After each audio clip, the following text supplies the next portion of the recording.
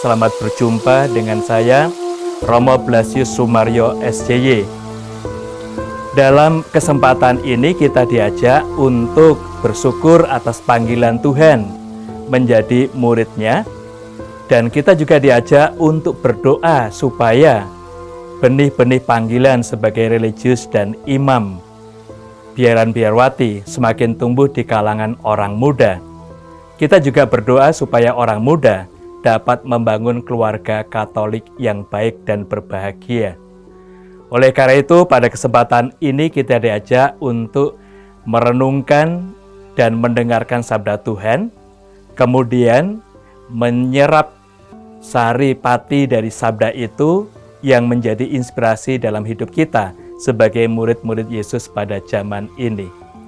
Oleh karena itu, sebelum kita mendengarkan sabda Tuhan, sejenak kita hening, kita berdoa supaya Tuhan membuka hati kita. Dengan demikian, kita semakin memahami rencana dan juga keinginan Tuhan untuk hidup kita dalam panggilannya sebagai muridnya. Sejenak kita hening, kita berdoa bersama. Dalam nama Bapa dan Putra dan Roh Kudus. Amin. Allah Bapa yang Maha Kuasa dan Kekal, Engkau mencamkan dalam hati kami satu nama, tempat kami dapat memperoleh keselamatan, ialah Yesus Putramu yang hidup. Kami mohon, bangunlah kami menjadi gerejamu, di mana Dia menjadi batu sendinya. Demi Yesus Kristus, Tuhan dan pengantara kami. Amin. Haleluya, haleluya, haleluya, haleluya, haleluya, haleluya. Akulah gembala yang baik, sabda Tuhan. Aku mengenal domba-dombaku, dan domba-dombaku mengenal aku.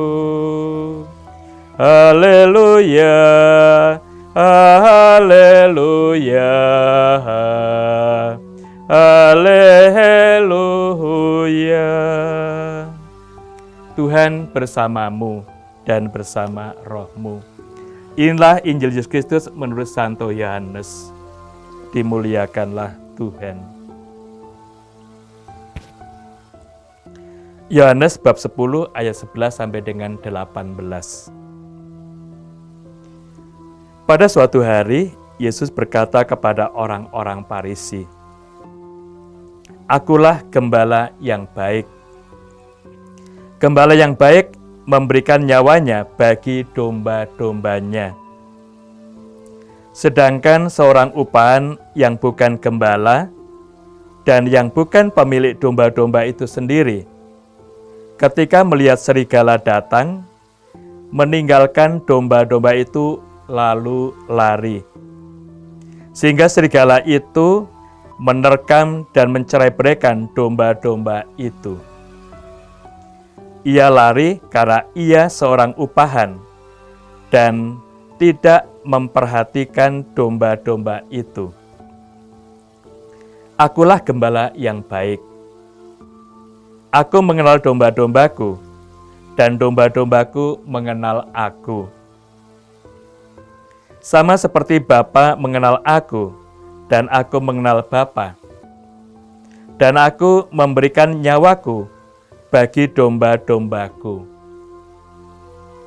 Ada lagi domba-domba lain yang bukan dari kandang ini. Domba-domba itu harus kutuntun juga. Mereka akan mendengarkan suaraku, dan mereka akan menjadi satu kawanan dengan satu gembala. Bapa mengasihi aku, oleh karena aku memberikan nyawaku untuk menerimanya kembali. Tidak seorang pun mengambil daripadaku selain aku memberikannya menurut kehendakku sendiri.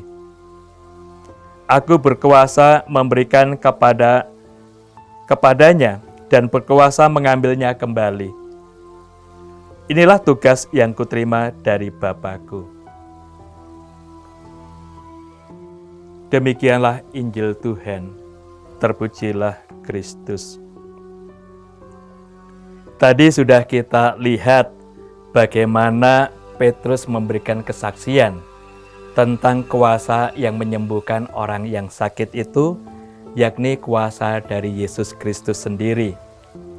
Dan Petrus telah memberi katekese pengajaran kepada para pemimpin Yahudi dan imam-imam bahwa Yesus yang mereka salibkan, mereka buang, itu justru menjadi batu penjuru untuk keselamatan kita.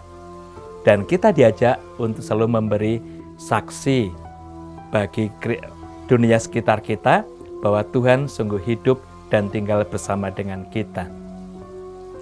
Sekarang kita akan melihat bagaimana pembentukan iman para rasul itu sampai mempunyai hasil yang tadi kita temukan dalam pribadi Petrus yang ingin ditawarkan dan ditegakkan dalam hidup kita.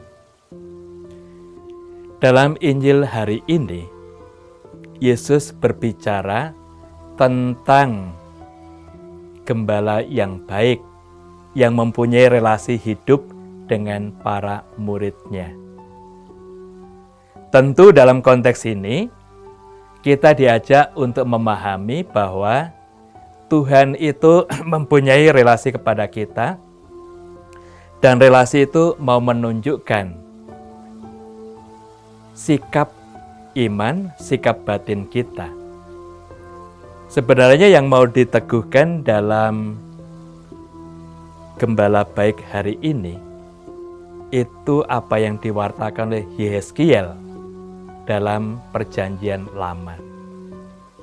Yehezkiel selalu mengungkapkan perjanjian antara Allah dengan kita. Kita menjadi umatnya dan Dia menjadi Allah kita. Maka di sini ada relasi saling memiliki. Dan tentu relasi saling memiliki ini juga ada upaya. Tuhan menjaga kita, melindungi kita, tetapi kita juga mempunyai kewajiban memuliakan Dia di dalam hidup. Ini sebenarnya relasi timbal balik yang menumbuhkan kepercayaan bahwa kita menjadi umatnya yang dipelihara untuk keselamatan, dan kita juga mempunyai kewajiban meluhurkan, memuliakan Tuhan di dalam hidup kita. Mulai Perjanjian Lama juga kita bisa melihat ungkapan kerinduan kita bersama. Tuhanlah gembalaku. Itu bisa kita temukan dalam Mazmur 23. Di sana diungkapkan refleksi yang sungguh jujur dan sungguh menyadarkan kita. Tuhanlah gembalaku, takkan aku kekurangan. Nah, dari Mazmur ini mau menyadarkan kita bersama, kalau kita sungguh dekat dengan Tuhan, akrab dengan Tuhan, dan selalu bersatu dengan Tuhan, tidak akan pernah kita mengalami merasakan kekurangan. Mengapa? Karena Tuhan yang baik itu selalu memelihara kita, menjaga kita, dan juga mendampingi hidup kita. Dia tahu apa yang kita butuhkan. Dan Dia selalu memberikan yang kita butuhkan supaya hidup kita terjamin dan kita semakin berkembang di dalam rahmat. Kalau Tuhan gembalaku, tak akan aku mengalami kekurangan. Mengapa kita selalu merasakan kekurangan dalam hidup kita? Kita bisa menyadari, kekurangan itu sebenarnya ciptaan dari keinginan kita. Dan juga kita bisa melihat, dalam kehidupan kita, kita merindukan mempunyai sesuatu. Setelah diberikan oleh Tuhan, kita tidak bersyukur padanya, tapi kita melihat kelebihan orang lain dalam hal materi misalnya atau kekuasaan, akhirnya kita merasa kurang lagi. Ini yang sering terjadi dalam pribadi kita, kekurangan yang kita rasakan itu sebenarnya hanya terjadi dari ciptaan keinginan-keinginan pribadi kita yang semakin tumbuh, dan itu didasari oleh perjumpaan dengan orang lain. Kita mempunyai keinginan-keinginan dari sesama kita. Maka sebenarnya kita juga dibimbing oleh Tuhan dalam konteks ini. Melalui 10 perintah Allah, kita dibimbing jangan mengingini milik orang lain. Sebenarnya kita diarahkan bahwa Tuhan sedang mendampingi kita, memberikan daya, kekuatan, dan yang dibutuhkan itu diberikan Tuhan kepada kita. Oleh karena itu, melalui Mazmur 23, Tuhanlah Gembalaku, di sini kita diajak untuk melihat bahwa Yesus membimbing kita untuk memahami Dia sebagai gembala kita yang menuntun kita, memberikan daya, kekuatan, kegembiraan, dan kebahagiaan dalam hidup kita sebagai murid-murid-Nya. Dia mengambil simbol gembala yang berjalan di depan, dan Dia selalu merawat yang sakit, dan Dia sendiri selalu mengorbankan hidupnya untuk kita, kawanan dombanya. Maka di sini kita diajak untuk memahami pribadi kita sebagai gembala, domba-domba yang selalu diberikan oleh Yesus untuk kita, diperhatikan oleh Dia.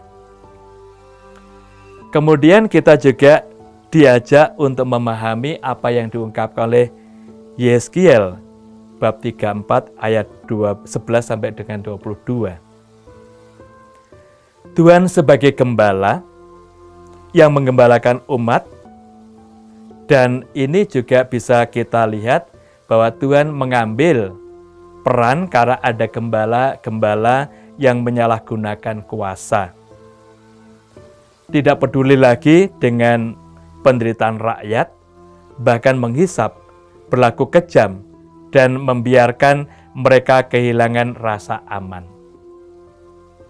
Karena itu, akhirnya kita lihat bahwa Tuhan sendiri yang akan mengumpulkan mereka yang tercerai-berai, membalut yang luka, dan memberikan rasa aman.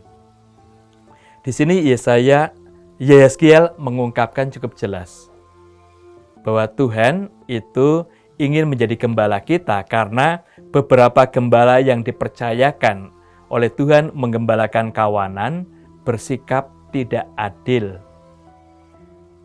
Mereka menyalahgunakan kuasanya dan mereka tidak lagi memperhatikan kawanan yang dipercayakan Tuhan. Dan mereka membiarkan domba-domba itu tercerai-berai. Maka Tuhan sendiri yang akan menghimpun umat Israel sebagai domba-dombanya, memimpin mereka dan merawat mereka. Bertitik tolak dari Yeskiel ini, kita bisa memahami Injil Yohanes bab 10 yang kita dengarkan dalam bacaan hari ini.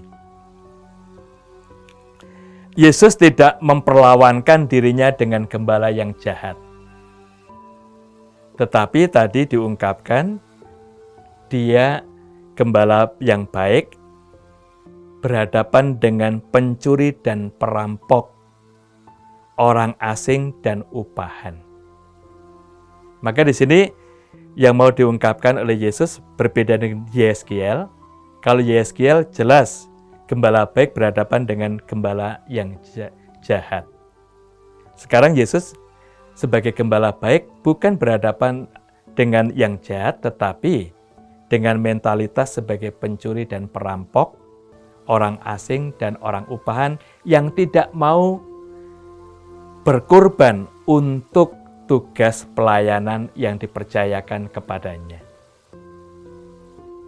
Karena itu dalam Injil Yohanes ini sebenarnya kita mau disadarkan hanya ada satu gembala, yaitu Yesus. Dia gembala yang baik. Dan Yesus gembala-gembala yang baik ini memanggil kita semua untuk ikut serta di dalam karya penebusan ini. Maka kita juga bisa melihat bahwa ada orang-orang yang diminta untuk mengurusi domba-domba itu, ada yang sungguh baik, tetapi juga ada yang bertindak sebagai upahan. Dan Yesus tegaskan, dia sebagai gembala baik bukan sebagai upahan. Justru dia mengorbankan hidupnya untuk keselamatan, kebahagiaan bagi umat manusia. Karena itu juga banyak pengikut Yesus yang dalam generasi-generasi pertama itu kurang aman hidupnya. Di tengah-tengah masyarakat Yahudi, mereka merasakan terintimidasi. Nah, dalam situasi semacam ini, sabda Tuhan tadi menggema dalam pribadi mereka. Akhirnya mereka tahu bahwa sungguh dalam situasi sulit itu, Yesus di balik itu berkorban untuk mereka semua. Maka mereka semakin percaya kepada Yesus dan mereka tidak lagi tercerai-berai, tapi justru bersatu karena Yesus sebagai gembala yang baik.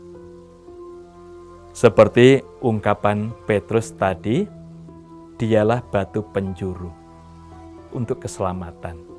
Nah, di sini ada dua hal yang ditunjukkan kepada kita untuk semakin memupuk iman kepercayaan kita. Di satu pihak, Yesus itu batu penjuru keselamatan, tidak ada keselamatan yang kita peroleh di luar Yesus. Dan yang kedua, dia itu gembala baik yang selalu merawat, menjaga, menuntun kita. Nah, dalam konteks pengalaman ini dan pengetahuan ini, kita diajak untuk semakin menghayati iman kita bahwa Yesus itu memang juru selamat yang berkorban untuk kita, yang mengarahkan kita kepada kehidupan yang membahagiakan dan menyelamatkan.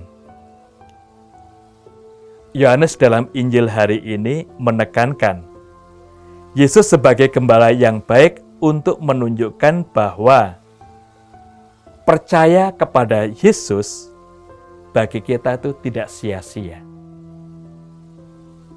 Karena Yesus sendiri akan melindungi murid-muridnya.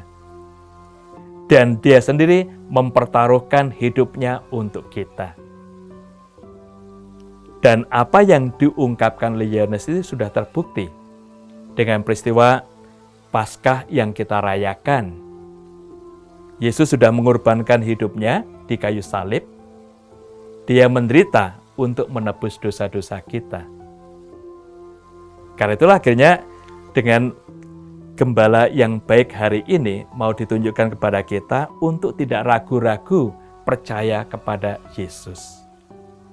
Justru kepercayaan itu membuahkan rahmat istimewa, keselamatan yang dikaruniakan kepada kita.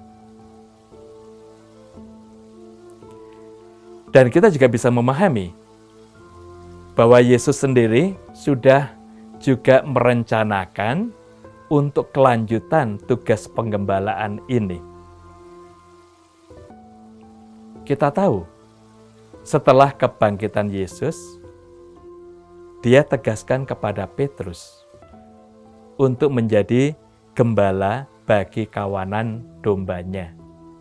Tapi syaratnya adalah, apakah engkau sungguh mencintai aku lebih dari segala sesuatu? Dan Petrus ungkapkan, engkau tahu Tuhan bahwa aku sungguh mengasihi engkau lebih dari segalanya. Baru dengan kepercayaan dan kasih ini, Yesus memberikan tugas kepercayaan itu untuk menggembalakan domba-dombanya. Gembalakanlah domba-dombaku. Dan tugas penggembalaan ini selalu dilanjutkan karena Yesus juga memanggil orang-orang untuk ikut serta dalam karya keselamatan. Dan kita tahu bahwa Petrus digantikan oleh Paus. Karena itu juga Paus kita mempunyai tugas penggembalaan, menggembalakan kita bersama-sama. Dan dalam kolegialitas dengan para uskup, kita juga bisa memahami bahwa para uskup itu menjadi pengganti para rasul untuk menggembalakan umat di keuskupan masing-masing. Nah, dalam kebersamaan itulah kita bisa melihat bahwa tugas penggembalaan Yesus ini tetap berlangsung sampai saat ini. Yesus telah memilih orang-orang yang dikehendakinya untuk menjadi gembalanya, menggembalakan domba-dombanya. Karena itu pada hari ini kita diajak untuk berdoa bagi panggilan, supaya semakin banyak orang-orang muda yang terbuka hatinya untuk menerima rahmat panggilan itu, menjadi religius, biaran biarawati, dan imam. Jadi menjadi tugas kita bersama untuk berdoa sekaligus juga untuk mendukung supaya proses pendidikan bagi mereka itu berjalan dengan baik. Dan pada hari ini kita juga berdoa supaya orang-orang muda yang ingin membangun keluarga itu bisa membangun keluarga yang bahagia. Ini juga salah satu kesaksian bagi kita menghayati iman kepercayaan bahwa melalui hidup berkeluarga pun Tuhan mempercayakan tugas menjadi saksinya di tengah masyarakat ini. Bagaimana kita bisa berpartisipasi untuk pendidikan dan juga pembinaan munculnya religius imam biaran biarawati di kalangan gereja saat ini? Kita disadarkan oleh Beato Paulus ke-6. Panggilan itu sekuat jawabannya. Itu ungkapan beliau. Maka juga bisa terjadi bahwa dalam panggilan ini memang dibutuhkan rahmat sehingga memperkuat orang-orang yang dikehendaki Tuhan untuk menjawabnya dengan baik. Nah, itulah yang menjadi kekuatan bagi kita untuk berdoa bagi panggilan ini. Dalam gereja, kita mempunyai kelompok pendoa senakel. Setiap Sabtu pertama, mereka berdoa untuk para imam dan juga untuk munculnya benih-benih panggilan. Terima kasih kita ucapkan untuk kelompok doa ini, yang sungguh menopang, mendukung perkembangan dan karya para imam. Kita juga bisa mengembangkan doa-doa kita, supaya kita sendiri juga akhirnya menjadi saluran berkat dan rahmat untuk munculnya benih-benih panggilan di dalam hidup kita, di dalam keluarga kita. Ini akan semakin tampak di dalam pribadi kita. Namun kita juga bisa melihat bahwa panggilan ini kecuali membutuhkan doa-doa kita yang sungguh memperkuat rahmat Tuhan dalam hidup mereka, juga membutuhkan sarana dan dana. Karena itu bagi Bapak Ibu juga bisa menjadi donatur untuk perkembangan iman itu. Karena dengan upaya kita dan keikutsertaan kita, ini kita bisa membantu munculnya imam-imam bagi masa depan gereja. Itu tidak bisa muncul dengan sendirinya. Justru partisipasi kita dengan doa, dengan sumbangan yang kita kirimkan ke seminari-seminari menengah dan seminari tinggi, itu akan mendukung juga perjalanan tumbuhnya iman di dalam hidup gereja. Kita juga mempersiapkan imam-imam untuk masa mendatang bagi kita bersama. Hal yang lain yang juga bisa kita lihat, gereja kita akan kokoh dan kuat, itu kalau keluarga-keluarga juga harmonis. Kita paham, munculnya panggilan imam dan religius itu dari keluarga-keluarga Kristiani, bukan dari keluarga yang lain. Maka baik kalau kita juga menghayati panggilan kita di tengah keluarga itu dengan iman yang hidup, yang kokoh, dengan doa-doa dalam keluarga. Justru di sini kita juga, kecuali mendukung perkembangan panggilan yang sudah ada dan yang mempersiapkan panggilan-panggilan yang lain, keluarga kita pun bisa menjadi sumber panggilan untuk hidup khusus ini. Maka bagi kita, kalau anggota keluarga kita dipanggil untuk menjadi religius dan imam, kita bukan gondeli atau menarik mereka, tapi justru kita mendorongnya kita bergembira karena dengan panggilan itu keluarga kita sudah mempersembahkan yang terbaik dari kita untuk Tuhan. Dan kita juga memohon rahmat istimewa supaya orang muda Katolik itu membangun keluarga secara Katolik dengan baik dan menghayati dengan baik. Akhirnya mereka dapat setia di dalam penghayatan hidup dan juga dalam panggilan Tuhan. Bapak, Ibu, dan saudara-saudara kasih, kita tidak bisa menutup mata bahwa pada saat ini juga ada beberapa keluarga Katolik yang gagal untuk menghayati panggilan sebagai keluarga Katolik. Mengapa terjadi? Kemungkinan di sini bahwa kesadaran kita dipanggil oleh Tuhan untuk membangun keluarga yang Katolik yang harmonis, yang bahagia itu tidak kita hayati dengan baik. Karena masing-masing melihat bahwa egoisme pribadi itu yang ditonjolkan sehingga mengabaikan orang lain. Nah, dalam konteks ini kita diingatkan kembali, setiap orang Katolik dipanggil untuk bersama dengan Tuhan menjadi pewarta yang handal, menjadi penyalur rahmat Tuhan bagi sesama. Karena itulah akhirnya juga kesadaran kita perlu kita tumbuhkan dalam hidup kita, bahwa kita dipanggil oleh Tuhan untuk juga menghadirkan kebahagiaan, cinta, yang juga menuntut pengorbanan. Santo Petrus tadi menyadarkan, Yesuslah batu penjuru yang hidup untuk keselamatan kita, dan dia telah mengorbankan diri untuk menjaga, merawat kita domba-dombanya. Dan kita semua sekarang dipanggil oleh Tuhan juga untuk berkorban, supaya keluarga kita, panggilan kita dalam rumah tangga, panggilan kita di dalam hidup sebagai imam, religius, dan biaran-biawati, itu semakin mendatangkan berkat dan rahmat untuk orang-orang sekitar kita. Kunci utama adalah mengorbankan diri seperti Kristus berkorban untuk kita. Dengan mengorbankan diri itu kita tidak kehilangan, tapi justru kita mendapatkan banyak rahmat, bahkan kita diperteguh untuk membagikan rahmat bagi sesama kita. Dan dalam pengalaman-pengalaman kita juga bisa tahu, semakin banyak orang berkorban, semakin bahagia hidupnya dan mampu membahagiakan hidup orang lain.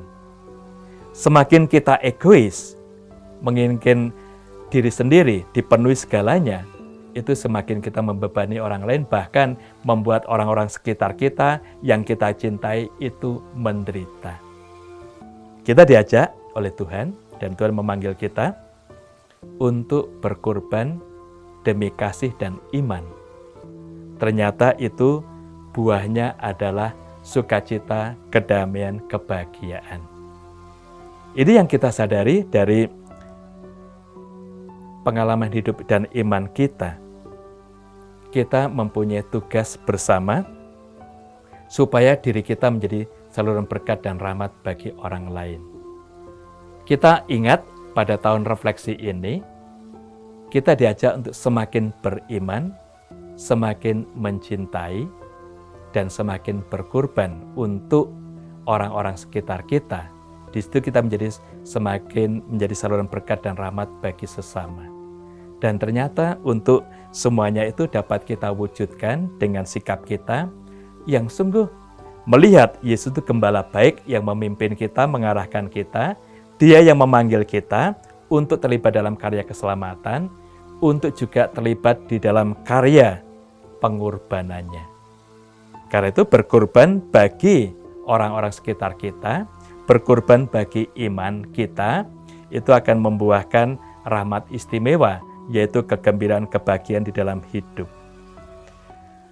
Oleh karena itu bagi kita sangat terasa bahwa ketergantungan kita kepada Allah sebagai Bapa bukan hanya untuk melihat kebaikannya saja, tetapi pengakuan kita bahwa Dia itu sumber kehidupan kita, itu akan semakin mendekatkan kita dengan sumber hidup ini. Dan itu yang juga akan membuahkan rahmat yang berlimpah untuk hidup kita. Juga yang memberikan semangat dan kekuatan berkorban bagi kebahagiaan dan keselamatan banyak orang. Oleh karena itu, di sini kita diajak untuk melihat bahwa Tuhan itu menjadi sumber hidup kita. Kita semakin dekat dengan Dia, semakin menerima sumber hidup itu yang meneguhkan kita, meneguhkan sesama kita. Kita menyadari bahwa kita semua dipanggil oleh Tuhan untuk menjadi saluran berkat dan rahmat yang ilahi.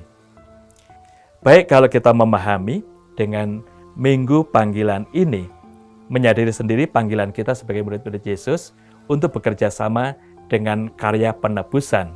Di balik itu ada rasa pengorbanan bagi kita dalam hal iman dan kasih. Kemudian yang kedua, kita diajak untuk semakin mengimani Yesus ini sebagai juru selamat kita dan percaya kepadanya bagi kita bukan sia-sia, tapi justru menemukan mutiara yang indah, sumber iman dan kasih, sumber kehidupan yang abadi.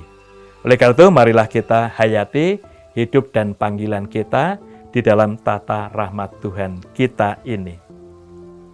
Banyak hal yang bisa kita gali kembali dalam rahmat ini, dan kita bisa menemukan dalam kebijaksanaan hidup kita setiap hari, membuka hati dan diri bagi Tuhan yang hadir, berbagi kebaikan dengan sesama kita. Oleh karena itu, marilah kita mengakhiri perjumpaan kita pada saat ini. Kita berdoa dan kita nanti menerima berkat dari Tuhan untuk hidup pelayanan dan panggilan kita.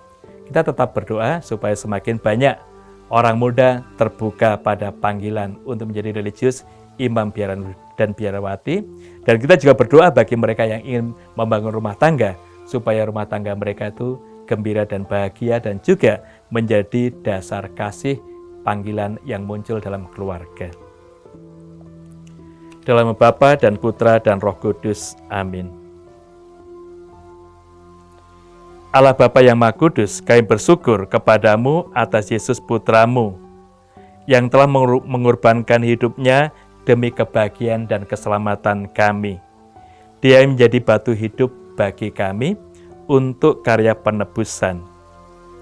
Semoga rohnya menghimpun kami menjadi satu umat, menjadi satu gereja, dan memancarkan cahaya pembebasan bagi semua orang di dunia, sampai saatnya Engkau menjadi segalanya bagi semua orang. Dan perantara Kristus Tuhan kami. Amin. Tuhan bersamamu dan bersama rohmu. Hidup, karya, doa, dan seluruh anggota keluarga kita selalu dibimbing oleh berkat Maha Kuasa, Bapa dan Putra dan Roh Kudus. Amin.